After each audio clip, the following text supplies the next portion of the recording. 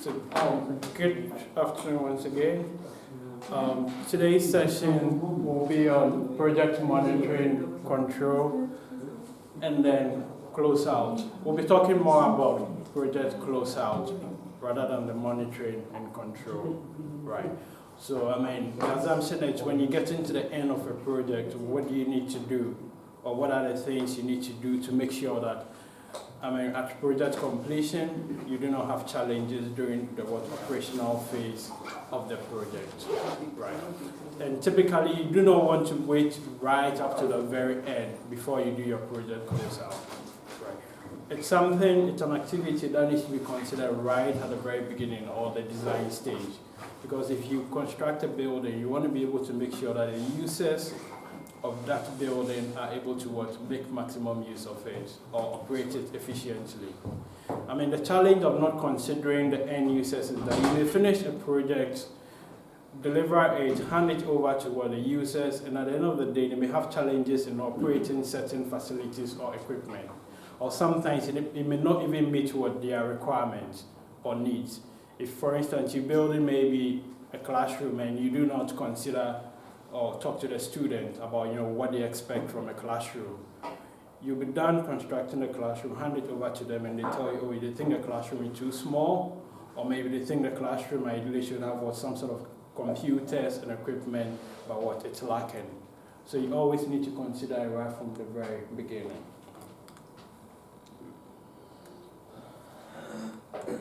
So today we'll be talking about project monitoring, what happens, as the project is ongoing, actions you need to take to make sure that, because the thing is, you do not want to wait till the very end of a project. Project monitoring needs to be something that happens on continuous basis, right from the beginning of the project, right through to the end. Because if you wait till the very end, there's no use. You cannot correct any errors you've made. And when you monitor, as you're monitoring the project, right, it's not just about looking at the project, but also taking corrective actions, right? If you become a project manager and you're monitoring a project and you realize that your project is running over budget or maybe going beyond, the allocated duration, you just do not look at it that way. You need to take an action, which means you need to take a control action, investigate where is the issue coming from. Where is the challenge coming from? What's contributing to my budget increasing? How do I make sure that I'm able to bring the project within budget? Right. It's something that needs to be consistent. So monitoring goes hand in hand with control. You monitor, you control. It's always an active process or an action process. If you only do monitoring, you wouldn't get things right. We'll look at project closeout, the processes that are involved, and then the UK government has brought this concept of soft landing, right? We also take a look at the principles of soft landing, right? So when we talk, when you talked about monitoring, what comes to your mind when you say monitoring in general? Who needs to do monitoring on a project, and what comes to your mind? Control. Sorry? Control. Control. Can you explain? To check the work, To check the employee, is he working or not? Monitoring it. So usually this is a client-side organization. They call them quality control. Yeah, so they are staff of engineers on site. So they trace the work of the contractor and they report it on daily basis, and they send the reports to the project manager from the client side. Yeah, okay. so this is called quality control.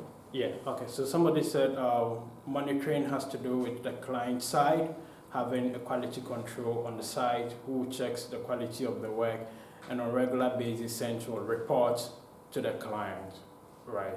Any other idea of what monitoring is when it comes to project monitoring?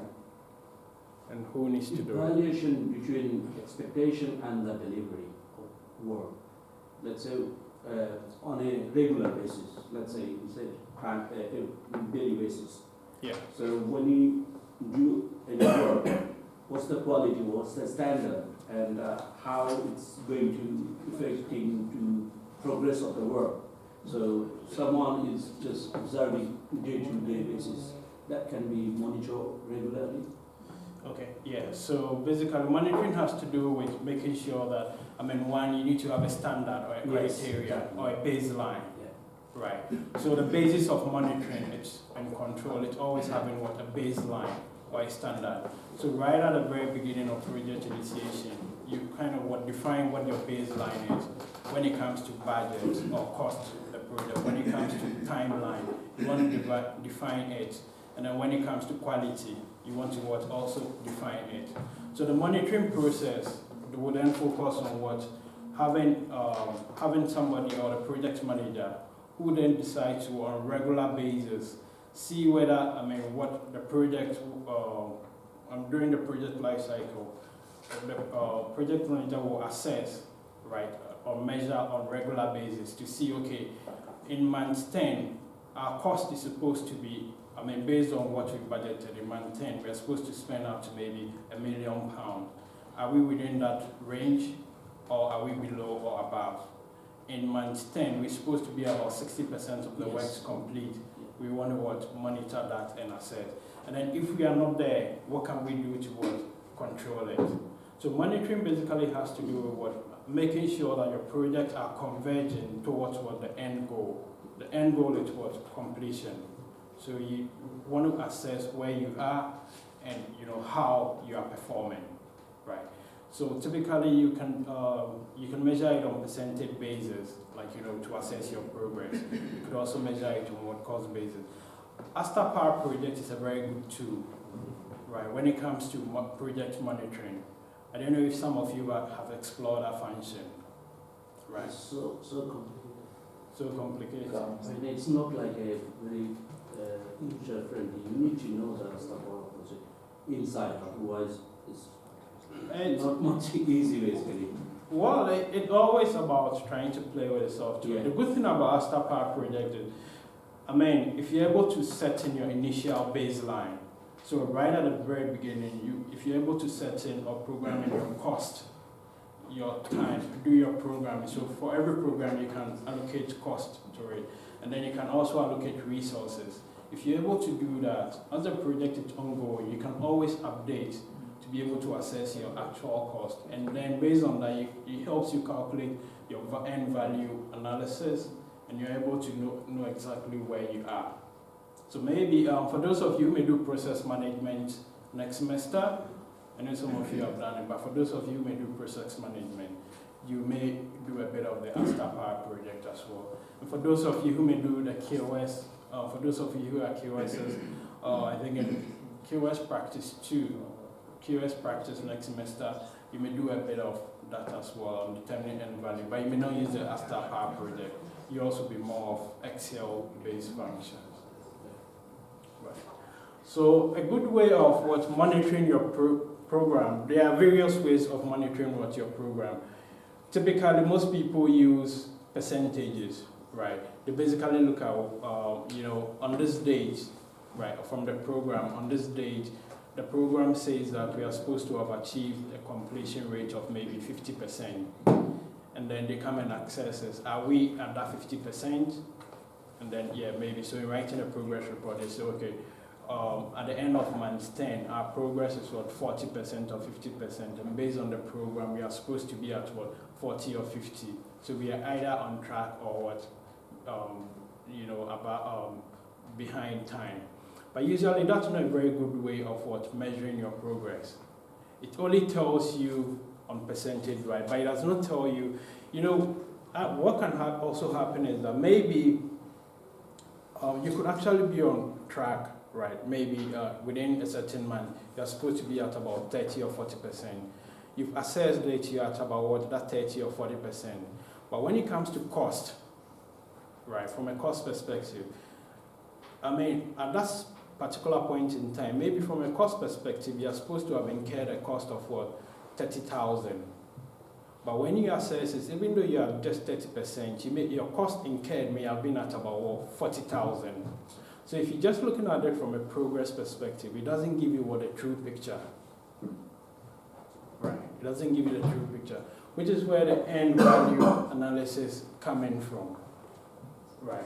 If you remember, in one of our sessions, we did an Excel calculation for end value analysis. Mm. Right.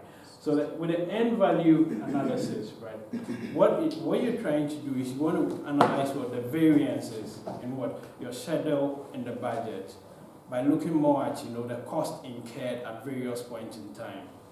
So if I say based on the program, I'm supposed to be at about 30%, right? And the cost, it's maybe supposed to be, let's say, 3 million or maybe 2 million pounds, right? I look at the actual cost incurred or actual work performed. At that point in time, I'm at 30%. How much have I actually spent at that point in time?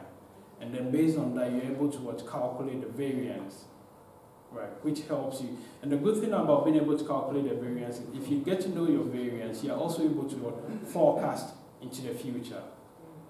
Right, it helps you calculate some sort of indices and you're able to forecast into the future, right? Which is the good thing about the end value analysis as compared to you using just a normal percentage basis.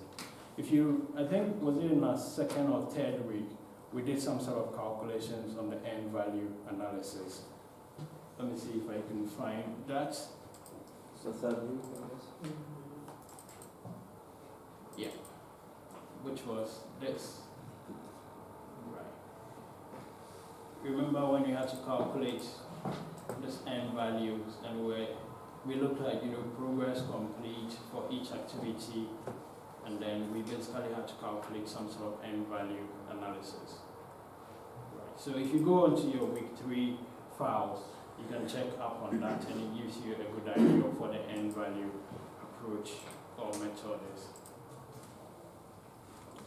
So typically, with the end value method, you typically have your budgeted cost of work, which you schedule, right? And then the budgeted cost of work performed. So basically, you're trying to look at, what's the variance between the actual work you've performed, right? So this is a curve of the actual work what you've performed, right? Per your budget. Right, you want to be able to know what a variance is. Am I doing better than what I've budgeted, or am I doing worse than what I've budgeted? Right, which is a good way of measuring your progress. Right. I wouldn't want to go into this much today because we already treated it, so I'll just keep this. But then that's what to do with monitoring. You basically try to assess where you are by using various parameters. Right. So let us you're monitoring your program, right? You're monitoring your project, and you basically getting to the end of the project, right? Everything is going quite well. You do not have any major challenges, and you want to get to the end of your project. So a few months before the contractor actually hands over. And something about monitoring, even though it's just a client who basically focuses on monitoring, the contractor also has his own internal monitoring, right? Because at the end of the day, a contractor also wants to deliver his project within his own budget, right? Because if you were to be a contractor, what's your motive? Your motive is to make profit, right?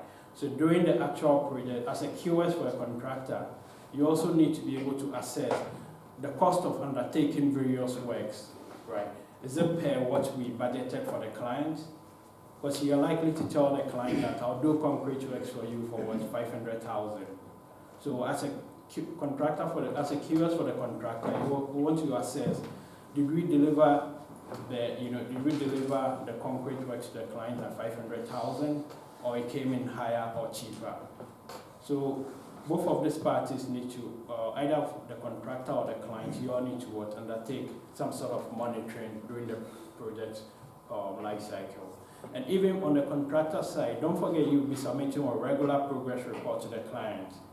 You promise the client you will deliver the project to him in maybe 2 years or 3 years, right?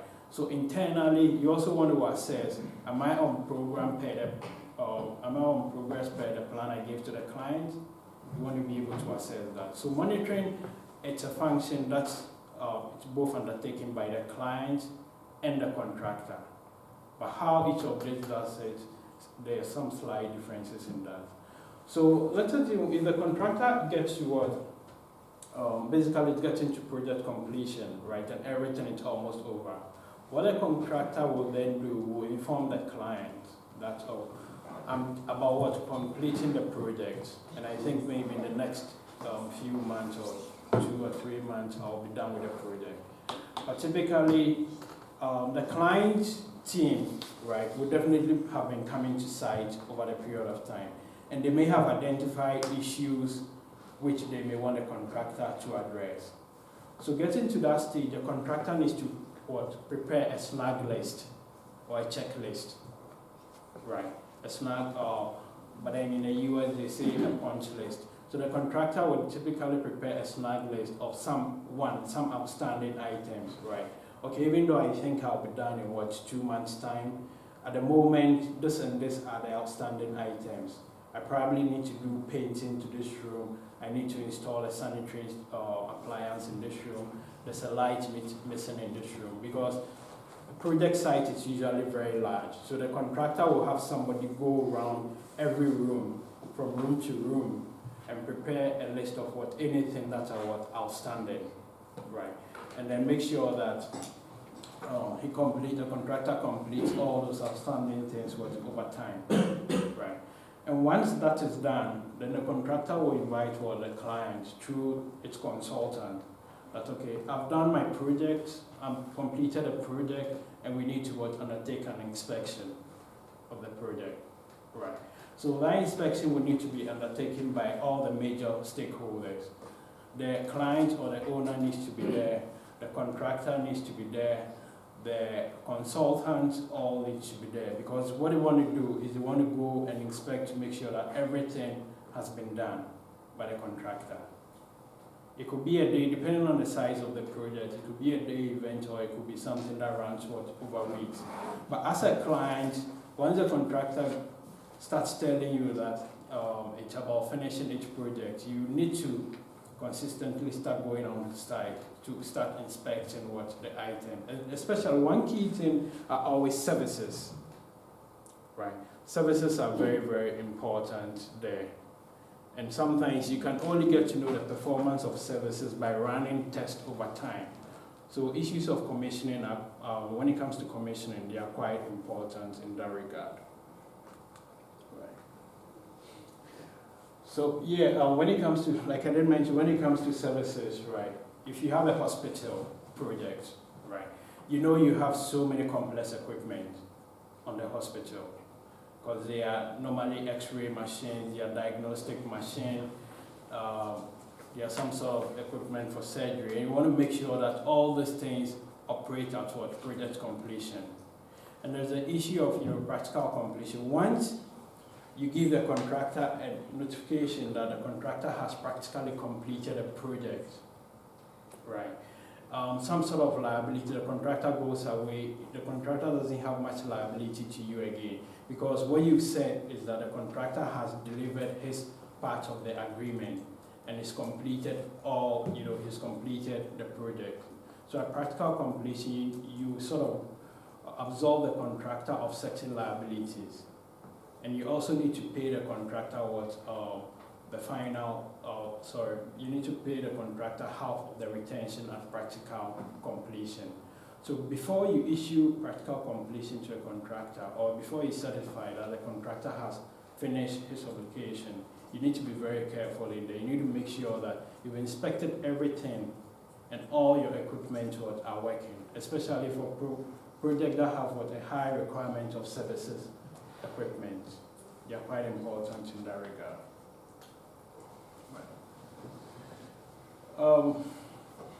So typically at completion, right, or when a project is completed, right, that's when the practical completion. So once the final inspection is done and it's agreed that the contractor has completed the project, right, that's when you issue the contractor practical completion certificate, right? Until that point, you do not. All you are doing is giving the contractor interim payment But once you agree that the contractor has finished, you issue the contractor practical completion certificate. And what's a practical completion certificate?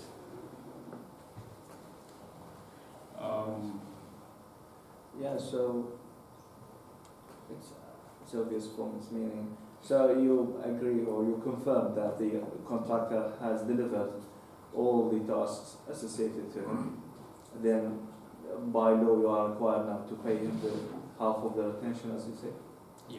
So I mean, the practical completion certificate is just a certificate. It's not a payment certificate, right? It's just a certificate that sort of informs the contractor that he, the contractor, has finished the project, right? So based on that, the contractor can be paid any amount of money that's owed, especially the first half of the retention. You do remember that retention, when you are certifying payments, right, you retain an amount of 5% or 10% from regular certificates, right, which is the retention bit. And that's done because you want to make sure that the contractor fulfills his or her obligation to the contract, right? You retain the amount just in case the contractor decides not to perform. At least you have some money from the contractor to use to rectify or complete any outstanding work. But once you certify that practical completion has been reached, then at that stage you need to release half of the money to the contractor. And let's take a look at the JCT building contract with quantity. There are various forms of contract. Can I ask you? Yeah.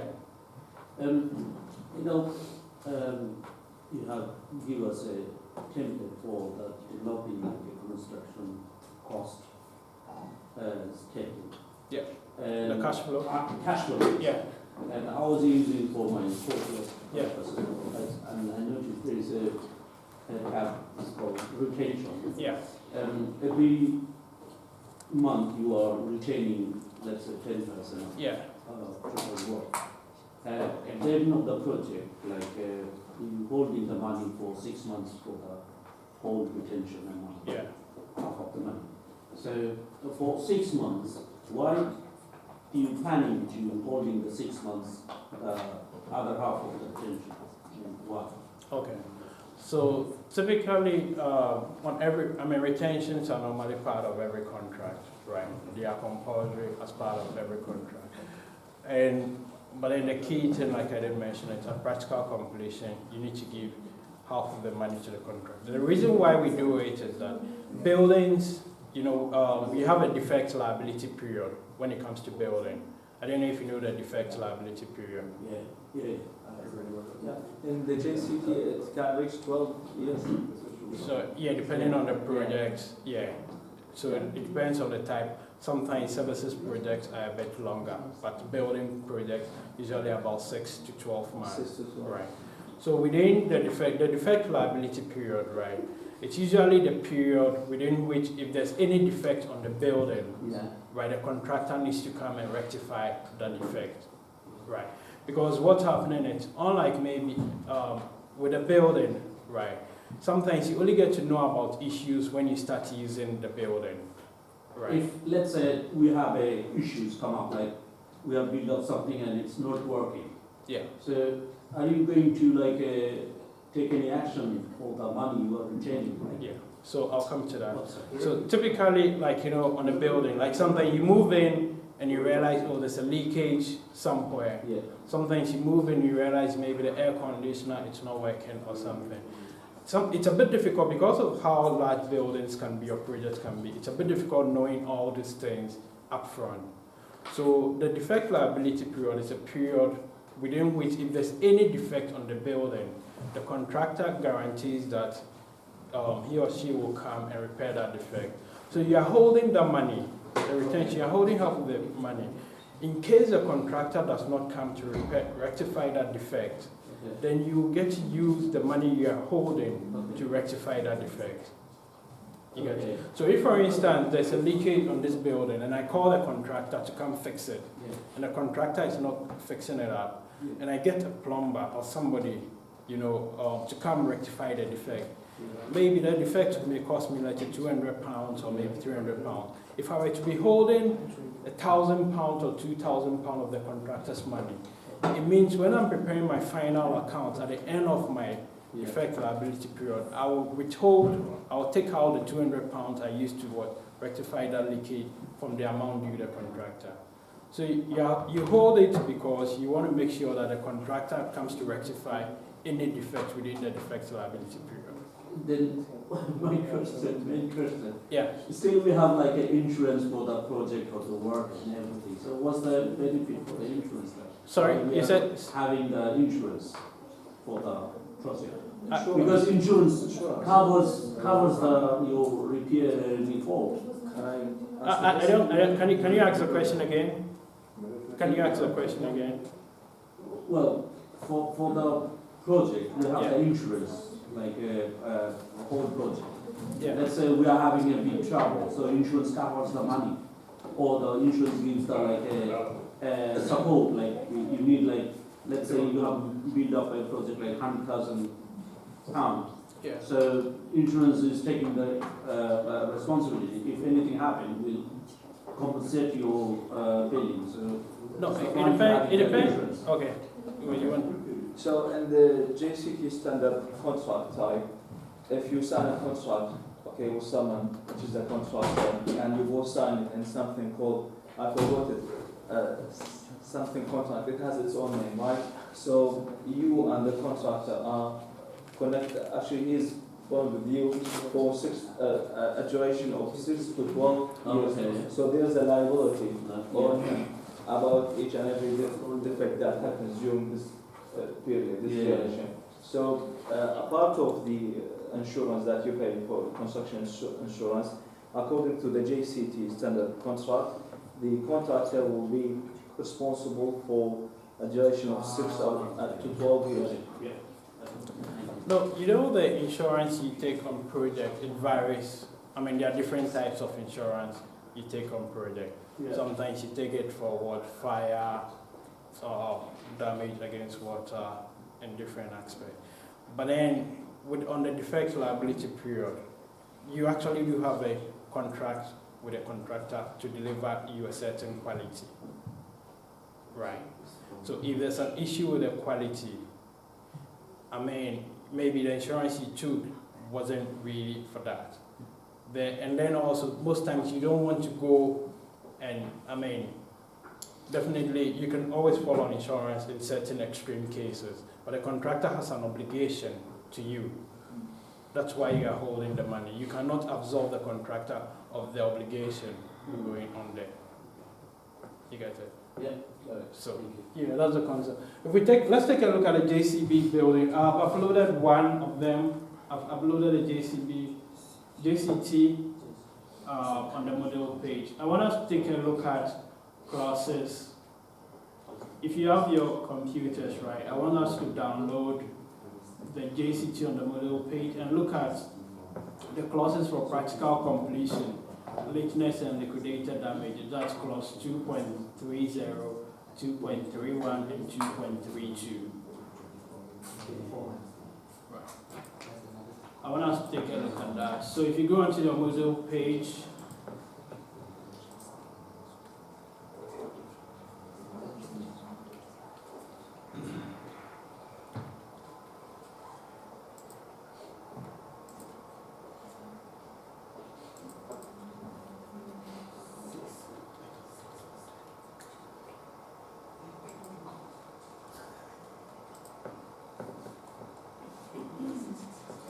if you go onto your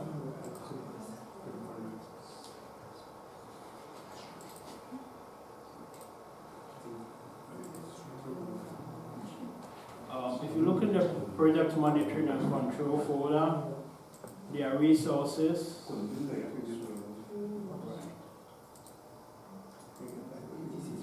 Let's download the JCT 2016.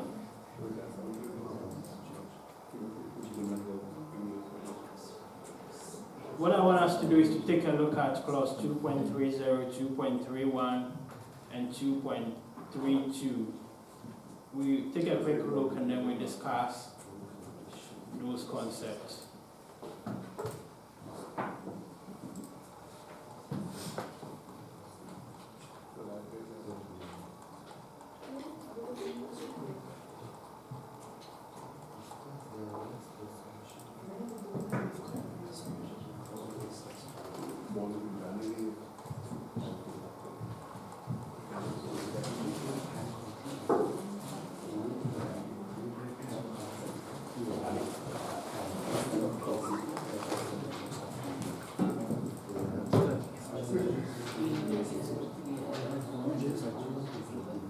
So if you go to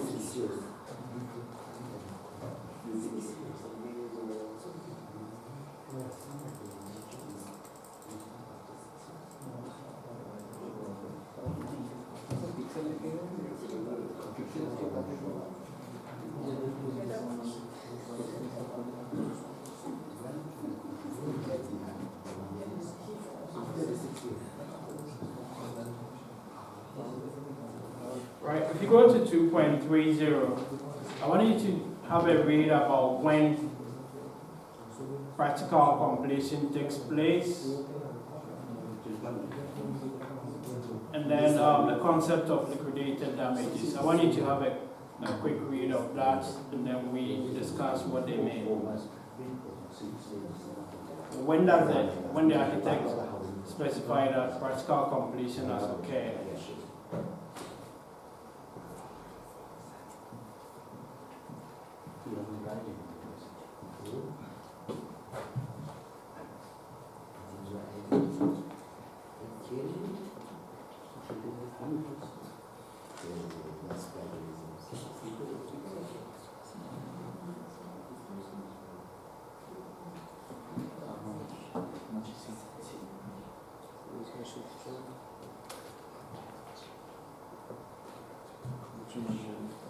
Is it always the case that an architect should issue a practical completion certificate? Should an architect always issue a practical completion certificate? Not necessarily. Not I think it necessarily. should be down to the guys who are monitoring it. Quantity surveyors, isn't it? They close out the deal. Well, okay, forget about the actor. I'm just saying, is it always the case that a practical completion certificate needs to be issued or has to be issued? I've been studying this out of curiosity. That's why I wanted to ask. Yeah. You can always bring independent consultants to come and give you a advice report about the quality of the house, and if that satisfies the benchmark with the contract, you pay. That's the thing. Yeah. Okay. So, but are there cases where practical completion certificates are not issued? Do we have cases where practical completion certificates are not issued? Or under what situations? I thought the question is who issues them, isn't it? No, I'm not so much focused on who, Okay. but then do we have situations or cases Yeah, where? there will always be. I think this building when- is never get a completion certificate. What are some of those You know, conditions? Or when? It is the projects where the service which is associated with the contractor, it will be continued throughout the life cycle of the project. So there's no practical completion in it. So the completion Sorry. certificate is also important to ensure that the building is safe. No, but there are some projects that the contractor must work in throughout the life cycle of the project. But that is No, operations. but That's wait. operations. Operation. Yeah. That doesn't come in projects. That's That different. is The what- operational phase is different from the construction So, stage. yeah, sure. I Yeah. think he needs to divide the life cycle of the building. Construction is one stage, and then what he's talking about Yeah, is the it's a, yeah, we It's know, like an airport. we don't focus on the It's very basement. natural. We focus on doing the construction. I mean, if you were to be on a project, right, and you were to be a project manager, managing a project, and a contractor comes to you, I'm done with my project, right? Is it always the case that you go ahead to issue the practical certificate? Take notice of the No. fact that once you No, no, issue the no. practical certificate, you need to pay the contractor's retention. So is it always the case that you have to issue? And if not, what are some of the circumstances under which? If the work is not complete, then we don't issue it. Yeah, The scope has to be met, right? If the scope's not met, then you don't issue the certificate. Simple as that. exactly. Exactly. So before you issue your practical certificate, right, you need to make sure that the work has met what your baseline criteria in terms of what quality. As part of the contractual agreement, they will agree who's going to state that the work's been done. Yeah, definitely. Otherwise, the client is always going to say the work's not optimized and Yeah. such. Definitely, there's somebody who needs to state that. Yeah, But That's then the also, business process, the client is not never happy. The absolutely. contractor has to be make the client so happy. like if you read this clause, it says was when in the architect or contract administrator's opinion. So it's not just the architect. The contract administrator can be a project manager, right? It could be a QS, whoever it's leading. I mean, normally the person it's named in the contract. Can I Right. just bring this to REBA? Sorry. Can I bring this to REBA? The REBA framework we've been studying. No, maybe let's wait for that. Yeah, Let's wait for that. Right. When in the opinion of the architect, practical completion of the work or a section is achieved, and the contractor has what complies sufficiently with clauses 2.4 and 3.2. 2 and 3 in respect of the supply of documents and information. Then in the case of the works, the architect or contract administrator shall forthwith issue a certificate to that effect. In the case of a section, he shall forthwith issue a certificate of practical completion of that section. So the concept of practical completion, right? One, the contract administrator or the architect needs to be sure or needs to agree that the work has been completed per this clauses. You can read on 2.4 and 3.23, but then it needs to satisfy a minimum criteria in terms of what needs to be done, right? And that's when you can issue a practical certificate. Sometimes also it could be sectional completion. For instance, if you're delivering a project in phases, right? Maybe it's like, let's assume you're delivering a 5-story structure, and the client wants to start making use of what the ground floor, maybe because the ground floor is a retail space, and the client wants to start selling because Christmas is around the corner. Sometimes it can be sectional practical completion just for the ground floor, whilst the first and second floor is ongoing. So practical completion doesn't always have to be the whole building. You can agree at the beginning of the project that you could do a sectional completion, right? But then,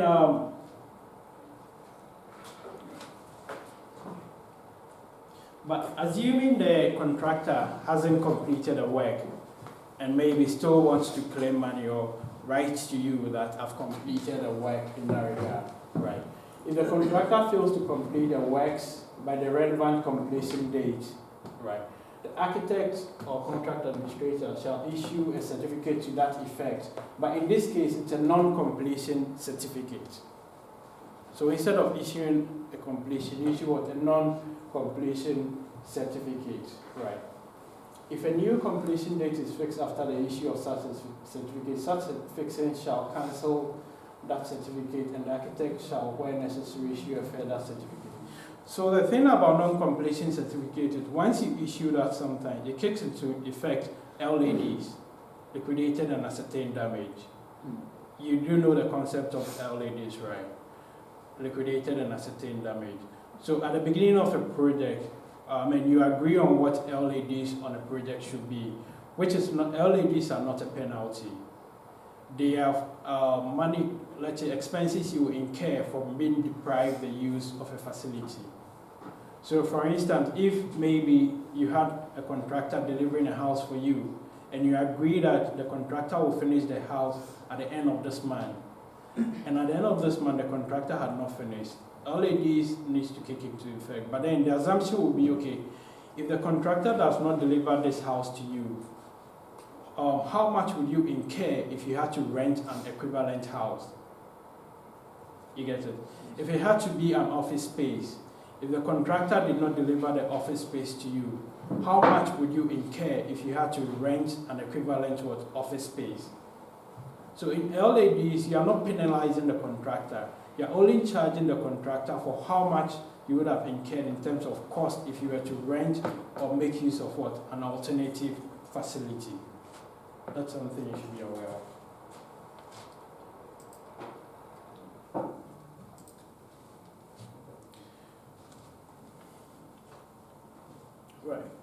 So if there are defects, I mean, when you go on the inspection, right, and there are also defects, right, the contract administrator or the architect also needs to issue what's a schedule of defects by telling the contractor that, okay, when you went around, even though you said you were done, you were not done because we basically have defects in what X, Y, and Z places, right?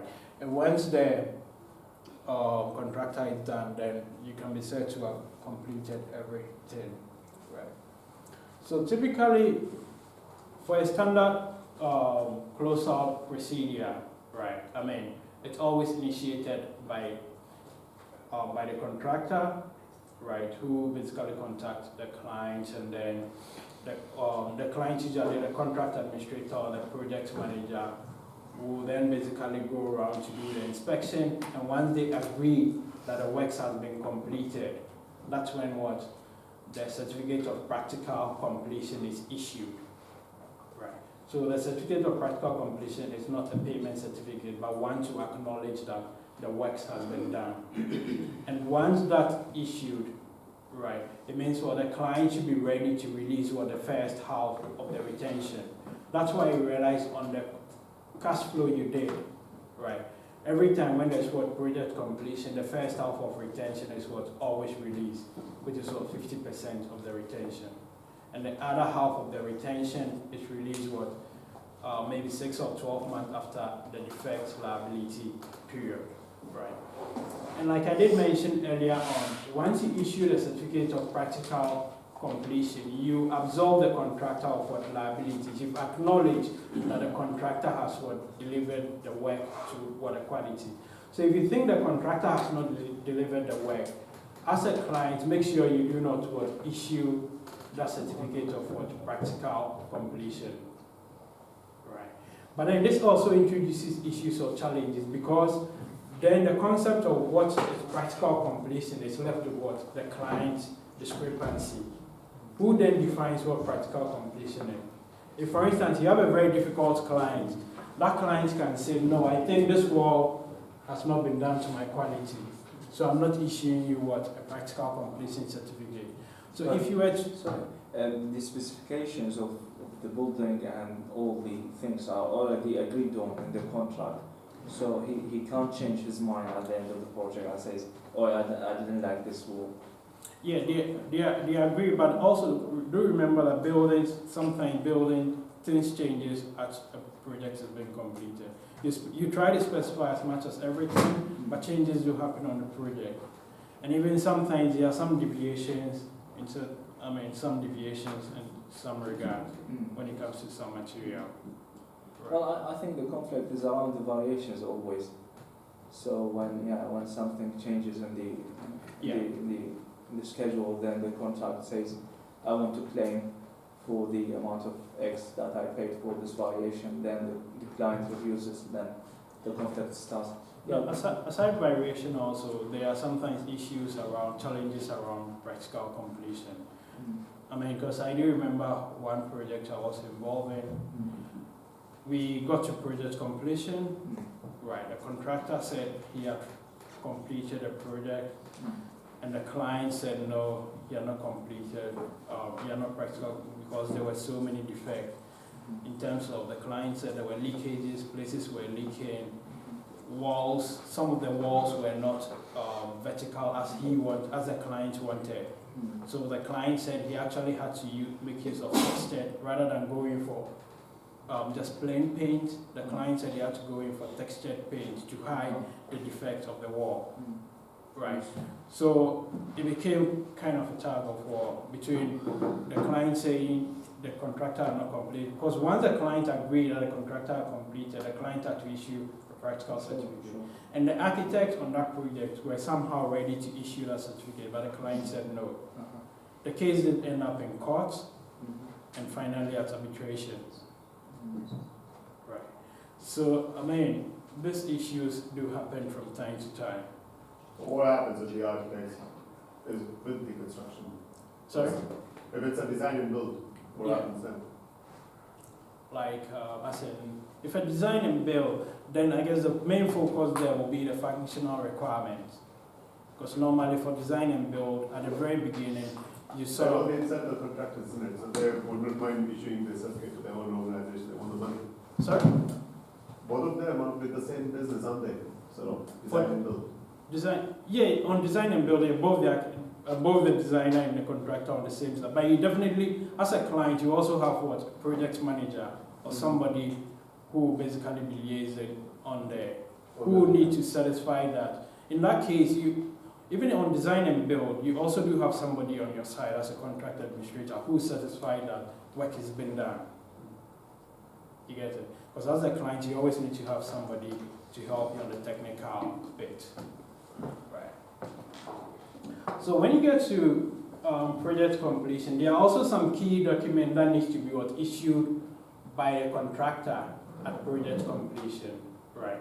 Obviously, depending on the type of project, right, especially on hospital or some complex project like an airport, there needs to be a building operations manual, which basically will tell you, the major equipment and plan and how they need to be operated. Like your baggage system, like some diagnostic equipment, the sort of maintenance cycle for those equipment. There also needs to be the health and safety file, which basically tells you the health and safety approach that was adopted on the project, and if there were any deaths, the sort of injuries. So the contractor, during the project life cycle, the contractor needs to keep a health and safety file during the project life cycle. And there's a construction logbook.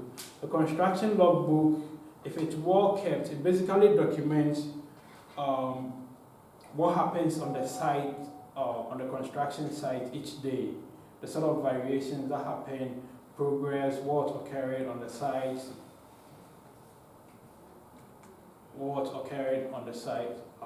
each day. And then you also do have a construction stage report.